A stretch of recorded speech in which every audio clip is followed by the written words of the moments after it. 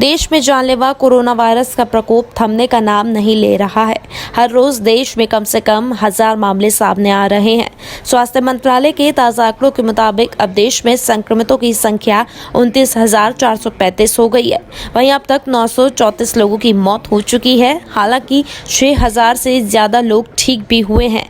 बता दें, सबसे ज्यादा संक्रमण के मामले और मौत महाराष्ट्र में हुई हैं। प्रधानमंत्री नरेंद्र मोदी ने सभी राज्यों के मुख्यमंत्रियों से कोरोना संकट पर आगे की योजना बनाने के लिए कल वीडियो कॉन्फ्रेंसिंग के जरिए चर्चा की।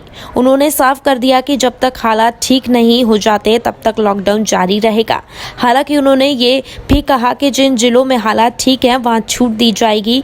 पीएम ने कहा कि हमें अर्थव्यवस्था पर ज्यादा चिंतित होने की जरूरत नहीं है। हमारी अर्थव्यवस्था अच्छी स्थिति में है। इस बैठक के दौरान प्रधानमंत्री ने कहा कि पिछले 1.5 महीने में लॉकडाउन की वजह से हमने देश में हजारों लोगों की जान बचाई है। हमारा उद्देश्य तुरंत कार्रवाई करना है और हमें 2 गज दूरी के मंत्र का पालन करना है। महाराष्ट्र के राज्यपाल भगत सिंह कोश्यारी पर दबाव बनाते हुए राज्य मंत्रिमंडल ने सोमवार को एक बार फिर उनसे मुख्यमंत्री उद्धव ठाकरे को विधान परिषद सदस्य मनोनीत करने को कहा। उद्धव ठाकरे ने पिछले साल 28 नवंबर को मुख्यमंत्री पद संभाला था और अब उन्हें पद पर बने रहने के लिए 1 महीने के अंदर ही विधानमंडल का सदस्य बनना होगा। अब तक वो राज्य विधानसभा या विधान परिषद के सदस्य नहीं हैं।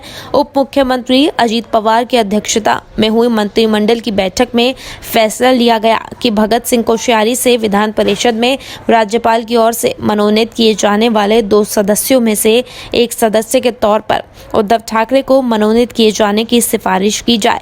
इससे पहले भी इस महीने की शुरुआत में मंत्रिमंडल की बैठक के बाद राज्यपाल से ऐसा ही निवेदन किया गया था। कोरोना से जूझ रही दिल्ली को लॉकडाउन में राहत मिली है। दिल्ली सरकार ने कोरोना की स्थिति की समीक्षा के बाद पशु चिकित्सकों, प्लम्बर और बिजली कर्मियों पर रोक हटा दी है।